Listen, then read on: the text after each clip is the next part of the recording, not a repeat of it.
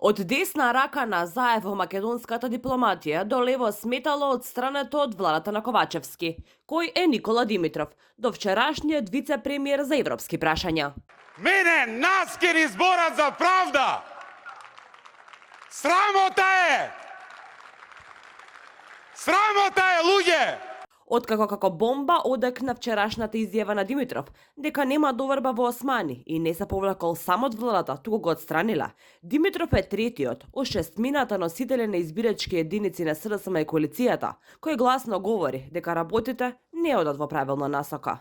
Но овде се отвора прашањето што чекаше досега да коментира и кој е патот кој тој го изода за да дојде до функцијата вице-премиер за европски прашања.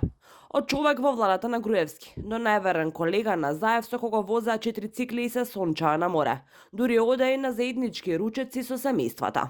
Димитров ја стартуваше својата дипломатска кариера во 96-та година во Министерството за надворешни работи, како меѓународен адвокат за човекови права, а беше унапреден во заменик министер за надворешни работи во 2000-та година.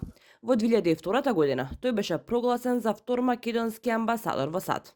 Во октомври 2009 тој ја превзеде новата функција како амбасадор на Македонија во Холандија.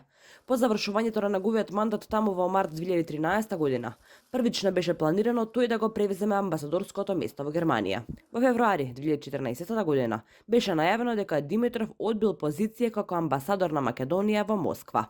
Димитров во 2014 година објави дека се повлекува од дипломатската служба.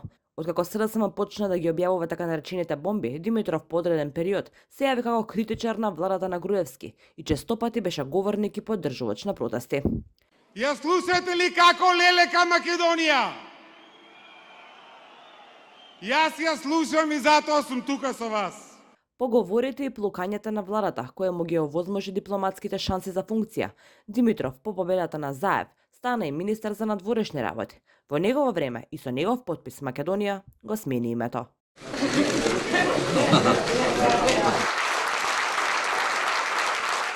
Кога министеруваше, се потпише и договорот со Бугарија, каде од Македонија беше побарано да се продаде историјата и јазикот, но Димитров сега вели дека не годувал на тоа.